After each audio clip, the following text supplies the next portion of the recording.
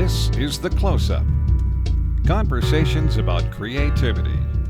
I was a few months ago in Tomorrowland, right? Talking about events, right? Tomorrowland it's one of the new, I think, let's say, ways of consuming an event, right? It's about it started up in Belgium, of all places, for that matter. But they have created it out of they have just taken a whole area, which is a huge area, which they turned into a Tomorrowland thing, and they have 6 concerts going in parallel. And their main stage, they have 60 to 70,000 people in that, on that stage, right? So I was present there a few months ago, and so people travel all over the world just to come there, right? Because being there is so unique. It is like creating a moment, right? And it's something they will always remember.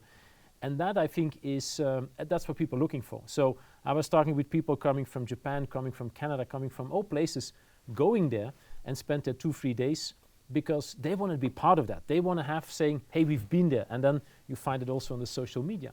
That, I think, is more stronger than it used to be. So I think that's what I mean by people are more hungry for that. Right. So we have to, I think, be conscious that that's a trend. What is going to the movies going to be like in 10 years? I mean, what are the trends that you will be watching to say, these are the kinds of things we're going to have to implement so that going out to a movie theater is your absolute favorite choice as opposed to staying home and watching something on Netflix? Where do you see this all going? First of all, we have said as Barco that we want to make sure that there's a massive amount of cinemas out there also in 10 years from now. Many companies which are in the space I am saying it's not going to be, right? So that's the first thing. You first have to put your vision out there, that's part of our aspiration, right?